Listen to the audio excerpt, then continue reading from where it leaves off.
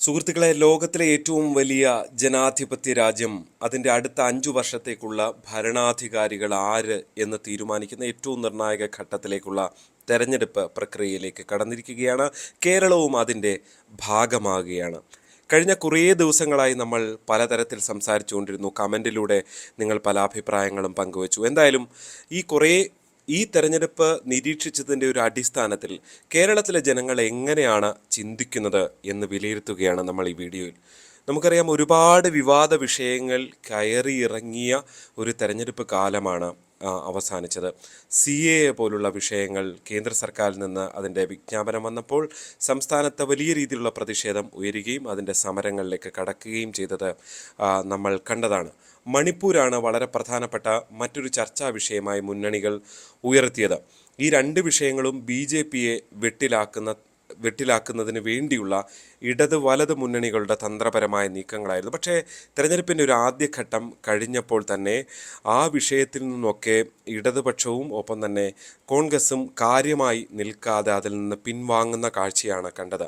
ഒടുവിൽ ദേശീയ തലത്തിൽ ഇന്ത്യ മുന്നണിയുടെ ഭാഗമായി നിന്ന ഇടതുപക്ഷവും ഒപ്പം തന്നെ കോൺഗ്രസും, അതായത് രാഹുൽ ഗാന്ധിയും സംസ്ഥാന മുഖ്യമന്ത്രി പിണറായി വിജയനും നേരിട്ട് ഏറ്റുമുട്ടുന്ന കാഴ്ചയും നമ്മൾ കണ്ടു. പതിവില്ലാത്ത വിധം കൂടുതൽ തവണ കേരളത്തിലെത്തി പ്രചരണത്തിന് നേതൃത്വം നൽകാൻ പ്രധാനമന്ത്രി നരേന്ദ്രമോദി ശ്രമിച്ച ഒരു തെരഞ്ഞെടുപ്പ് കൂടിയാണ് കടന്നുപോയത്. യഥാർത്ഥത്തിൽ ഈ തെരഞ്ഞെടുപ്പ് കോലാഹലങ്ങൾക്കെല്ലാം അവസാനം ആർക്കൊപ്പമായിരിക്കും ജനം ചിന്തിക്കുക എന്നുള്ളതാണ് നമ്മൾ വിലയിരുത്തുന്നത്. പ്രധാനമന്ത്രി നരേന്ദ്രമോദിക്കോ ഒപ്പം തന്നെ മുഖ്യമന്ത്രി പിണറായി വിജയനോ, അതോ കേരളത്തിൽ വീണ്ടും സ്ഥാനാർത്ഥിയായി മത്സരിക്കുന്ന രാഹുൽ ഗാന്ധിക്കോ?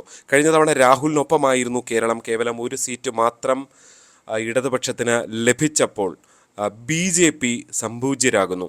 ഇത്തവണത്തെ തെരഞ്ഞെടുപ്പിൻ്റെ ഏറ്റവും പ്രധാനപ്പെട്ട സവിശേഷതകളിലൊന്ന് BJP കൂടുതൽ സീറ്റ് നേടുമോ എന്നുള്ളതാണ്. കാരണം ദേശീയ തലത്തിൽ പ്രധാനമന്ത്രി നരേന്ദ്രമോദി തുടരണം എന്നൊരു വികാരമുണ്ട് എന്നുള്ള സർവേകളാണ് പുറത്തു വന്നത്. 400-ലധികം സീറ്റ് ലഭിക്കുമെന്ന അവകാശവാദവുമായി BJP നിൽക്കുകയും ചെയ്യുന്നു. പക്ഷേ ആദ്യഘട്ടം കഴിഞ്ഞപ്പോൾ ആ ഒരു അവകാശവാദങ്ങളൊക്കെ പൊളിഞ്ഞു. അതുകൊണ്ട് പ്രധാനമന്ത്രി കൂടുതൽ വർഗീയ വിഷയങ്ങളിലേക്കൊക്കെ പോകുന്നു എന്നുള്ളതാണ് പ്രതിപക്ഷ ആരോപണമായി ഉയർന്നു വന്നത്. എന്തായിരിക്കും ജനങ്ങളുടെ മനസ്സിൽ? നമ്മൾ യഥാർത്ഥത്തിൽ തിരഞ്ഞെടുപ്പിൻ്റെ ഈ കോലാഹലങ്ങൾ മാത്രമായിരിക്കില്ല ജനമനസ്സിൽ, ഓരോ വ്യക്തിയുടെ മനസ്സിൽ ഉണ്ടാകുക എന്നുള്ളതാണ് കഴിഞ്ഞകാല തെരഞ്ഞെടുപ്പുകളൊക്കെ വെച്ച് നോക്കുമ്പോൾ എടുത്തു കാണാൻ സാധിക്കുന്നത്. പ്രത്യേകിച്ച് അപ്പോൾ CAA പോലുള്ള വിഷയം, തീർച്ചയായും CAA പോലുള്ള വിഷയത്തിൽ ഒരുപക്ഷെ മുസ്ലിം സമുദായത്തിൻ്റെ 1% വെച്ചാൽ ബഹുഭൂരിപക്ഷം വരുന്ന ശതമാനത്തിൻ്റെ വോട്ടും BJPക്ക് എതിരായിരിക്കും എന്നാണ് പൊതുവെ വിലയിരുത്തപ്പെടുന്നത്. പക്ഷേ അത് നേടിയെടുക്കാനുള്ള വലിയ തന്ത്രങ്ങൾ CPM ഒപ്പം തന്നെ കോൺഗ്രസും നടത്തി. അതിലാര് വിജയിക്കുന്നു എന്നത് വളരെ പ്രധാനപ്പെട്ടതായിരിക്കും. എന്തായാലും SDPയെയും ജമാഅത്തെ ഇസ്ലാമിയുടെ രാഷ്ട്രീയ സംഘടനയായ വെൽഫെയർ പാർട്ടിയും UDFന് അനുകൂലമായ നിലപാട് പ്രഖ്യാപിച്ചപ്പോൾ PDP അത് LDF അനുകൂല നിലപാടാണ് പ്രഖ്യാപിച്ചത്. എന്തായാലും ഇവരുടെയൊക്കെ വോട്ടിംഗ് എങ്ങനെ വരും എന്നുള്ളത് ഇതിന് ശേഷം മാത്രമേ കാണാൻ സാധിക്കുകയുള്ളൂ. ഒപ്പം തന്നെ ക്രൈസ്തവ വിഭാഗത്തിൻ്റെ വലിയൊരു വോട്ട് നേടിയെടുക്കാൻ കഴിയുമെന്ന പ്രതീക്ഷയാണ് ഇത്തവണ BJPക്കുള്ളത്. തിരുവനന്തപുരത്ത് രാജീവ് ചന്ദ്രശേഖറും ഒപ്പം തന്നെ തൃശ്ശൂരിൽ സുരേഷ് ഗോപിയും മിന്നുന്ന പ്രചരണ പ്രവർത്തനങ്ങൾ നടത്തി എന്ന കാര്യം അംഗീകരിക്കാതെ വയ്യ. പത്തനംതിട്ടയിൽ അനിൽ ആൻ്റണിയും പാലക്കാട് C കൃഷ്ണകുമാറും ഒപ്പം തന്നെ ML അശ്വിനിയും ഒക്കെ കാസർഗോഡ് ഗംഭീരമായ പ്രചരണം നടത്തി. മറ്റു പലയിടത്തും എടുത്തു പറയേണ്ടത് ആലപ്പുഴ പോലൊരു മണ്ഡലത്തിൽ ശോഭാ സുരേന്ദ്രനും ഗംഭീര പ്രചരണത്തിൽ നിറഞ്ഞു നിന്നു എന്ന് തന്നെ പറയേണ്ടി വരും. പക്ഷേ ഈ പ്രചരണത്തിൽ നിറഞ്ഞു നിൽക്കുന്ന കാഴ്ചകളൊന്നും ആയിരിക്കില്ല ഒരുപക്ഷെ തെരഞ്ഞെടുപ്പ് വിധിയെ നിർണ്ണയിക്കുക എന്നുള്ളതാണ് നമ്മൾ കാണാറുള്ളത്. ജനങ്ങളെ സംബന്ധിച്ച് അവനെ ബാധിക്കുന്ന വിഷയങ്ങളിൽ സർക്കാരുകളുടെ റോള് എങ്ങനെ എന്നൊക്കെയാണ് പൊതുവേ തെരഞ്ഞെടുപ്പിൽ വോട്ടിങ്ങിൽ പ്രതിഫലിക്കാറുള്ളത്. അവിടെയാണ് ഏറ്റവും പ്രധാനപ്പെട്ട, നമ്മൾ ഈ തെരഞ്ഞെടുപ്പ് കാലത്ത് കാര്യമായി സംസ്ഥാന സർക്കാരിനെതിരായ വികാരങ്ങളൊന്നും ചർച്ച ചെയ്തിട്ടില്ല. അല്ലെങ്കിൽ ആ ചർച്ചയിൽ നിന്ന് മാറ്റി നിർത്താൻ ഇടതുപക്ഷത്തിന് സമൃദ്ധമായി സാധിച്ചു എന്നുള്ളതാണ്. സംസ്ഥാനത്തൊരു ഭരണവിരുദ്ധ വികാരമുണ്ടോ എന്ന് ഈ തെരഞ്ഞെടുപ്പ് കാലത്ത് നമ്മൾ കാര്യമായ ചോദ്യങ്ങൾ കേട്ടിട്ടില്ല.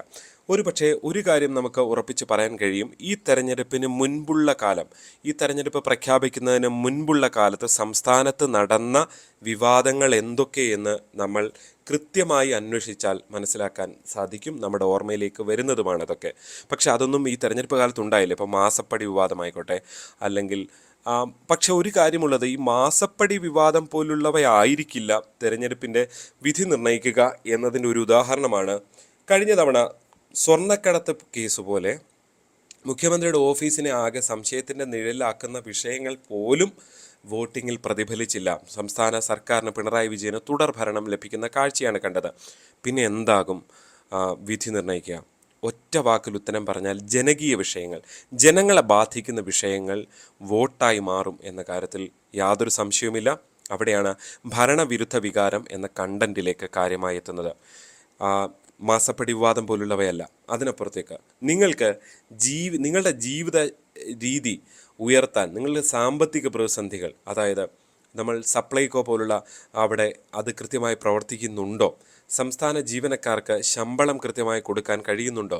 സംസ്ഥാനത്തിൻ്റെ സാമ്പത്തിക മേഖലയെ കൃത്യമായി കൊണ്ടുപോകാൻ ഈ സർക്കാരിന് കഴിയുന്നുണ്ടോ എന്നൊക്കെയുള്ള ചോദ്യങ്ങൾ, അതായത് ജനത്തിൻ്റെ ഇപ്പോൾ റേഷൻ കിട്ടുന്നുണ്ടോ എന്നുള്ളത് ഒരു ഒരു സാധാരണക്കാരനെ സംബന്ധിച്ച് വളരെ പ്രധാനപ്പെട്ട വിഷയമാണ്.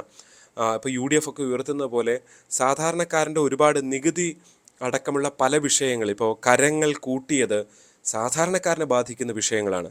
അതാണ് തെരഞ്ഞെടുപ്പിൽ സാധാരണക്കാരൻ്റെ വോട്ടിംഗ് പാറ്റേണിൽ ഏറ്റവും പ്രധാനമായി ഉയർന്നു വരിക എന്നുള്ളത് തന്നെ കരുതേണ്ടി വരും. പ്രതിപക്ഷത്തിൻ്റെ ആരോപണം ഭരണവിരുദ്ധ സംസ്ഥാന സർക്കാരിനെതിരായ വികാരമുണ്ട്, കേന്ദ്ര സർക്കാരിനെതിരായ വികാരമുണ്ട് എന്നുള്ളതാണ്. ഇപ്പോൾ ഇന്ധന വില വർധന, ഇതൊക്കെ കേന്ദ്രത്തിനെ കാര്യമായി ബാധിക്കും. ഇപ്പോൾ ഇലക്ട്രൽ ബോണ്ട് പോലെയുള്ള വിഷയങ്ങളായിരിക്കില്ല എന്ന് തന്നെ ഞാൻ വിശ്വസിക്കുകയാണ്. CAA ആയിരിക്കില്ല. CAA ന്യൂനപക്ഷ വിഭാഗങ്ങളുടെ പ്രധാനപ്പെട്ട കണ്ടന്റാണ്. പക്ഷേ അതിനപ്പുറത്തേക്ക് ഇലക്ട്രൽ ബോണ്ടൊന്നും ആയിരിക്കില്ല വിധി നിർണ്ണയിക്കുക. ഇന്ധന വില വർധനവ് അടക്കമുള്ള കേന്ദ്ര സർക്കാർ പദ്ധതികൾ. പക്ഷേ അപ്പോഴും അവിടെ വികസന പ്രവർത്തനങ്ങൾ ചൂണ്ടിക്കാട്ടാൻ, ഹൈവേ ഉണ്ടാക്കിയതൊക്കെ ചൂണ്ടിക്കാട്ടാൻ കേന്ദ്രത്തിന് ഉത്തരമുണ്ട് എന്നത് തന്നെ എടുത്തു പറയേണ്ടി വരും. അവിടെയാണ് ഈ തെരഞ്ഞെടുപ്പ് വിധി സംസ്ഥാന സർക്കാരിനെതിരായ ഒരു ജനവിധിയാകുമോ എന്നുള്ളത്. കഴിഞ്ഞ തെരഞ്ഞെടുപ്പ് ഒരു പരിധിവരെ അങ്ങനെ കൂടിയായിരുന്നു. കാരണം ശബരിമല വിഷയവും അങ്ങനെ പല വിഷയങ്ങൾ ഉയർന്നു വന്ന് സംസ്ഥാന സർക്കാരിനെതിരായ ജനവിധിയായി അന്നത്തെ തെരഞ്ഞെടുപ്പ് മാറിയിരുന്നു എന്നത് നമുക്ക് നിസ്സംശയം പറയാം. ചുരുക്കത്തിൽ ഒരു കാര്യം നമുക്ക് ഉറപ്പിച്ച് പറയാൻ കഴിയും. ഒന്ന്, കേന്ദ്ര സർക്കാരിനെതിരായ വിലയിരുത്തൽ, കേന്ദ്ര ഭരണത്തിൻ്റെ വിലയിരുത്തൽ. രണ്ട്, സംസ്ഥാന ഭരണത്തിൻ്റെ വിലയിരുത്തൽ എന്തായാലും കേരളത്തിലെ ജനങ്ങൾ നടത്തുമെന്ന കാര്യത്തിൽ യാതൊരു സംശയമില്ല. പ്രതിപക്ഷം ഇതിന് യോഗ്യമാണോ? പ്രതിപക്ഷത്ത് ഉള്ള പ്രതിപക്ഷ നേതാക്കളടക്കം ഇപ്പോൾ BJPയിലേക്ക് മാറുന്ന അടക്കമുള്ള ക്രെഡിബിലിറ്റി ഇഷ്യൂസ്, ഇത്തരം വിഷയങ്ങളൊക്കെ ഈ തെരഞ്ഞെടുപ്പിൽ ജനങ്ങളുടെ പരിഗണനയിൽ വരും എന്ന കാര്യത്തിൽ യാതൊരു സംശയവുമില്ല. അതിൽ ഏറ്റവും പ്രധാനപ്പെട്ടത് മനുഷ്യൻ്റെ നിത്യജീവിതവുമായി ബന്ധപ്പെട്ട വിഷയങ്ങൾ തന്നെ ആയിരിക്കും. അത് നമ്മൾ ഈ തെരഞ്ഞെടുപ്പ് കോലാഹലങ്ങൾക്കിടയിൽ കേട്ടതായിരിക്കില്ല തെരഞ്ഞെടുപ്പിൽ വിധിക്ക് നിർണായകമാകുക എന്ന് തന്നെ വിശ്വസിക്കുകയാണ്. അപ്പോൾ ഇതാണ് ഈ വിഷയത്തിലുള്ള അഭിപ്രായം. നിങ്ങളുടെ അഭിപ്രായങ്ങൾ കമൻറ്റായി രേഖപ്പെടുത്തുക. വീഡിയോ ഇഷ്ടപ്പെട്ടാൽ ലൈക്ക് ചെയ്യാൻ മറക്കരുത്. മറ്റു സുഹൃത്തുക്കൾക്ക് അയച്ചു കൊടുക്കാനും ശ്രമിക്കണം. അതേപോലെ ചാനൽ ഇതുവരെ സബ്സ്ക്രൈബ് ചെയ്യാത്തവർ ദയവ് ചെയ്ത് സബ്സ്ക്രൈബ് ചെയ്യാനും താല്പര്യപ്പെടുകയാണ്. മറ്റൊരു വിഷയവുമായി വീണ്ടും കാണാം. തെരഞ്ഞെടുപ്പ് അവലോകനം നമ്മൾ വരും ദിവസങ്ങളിലും തുടരും. നന്ദി.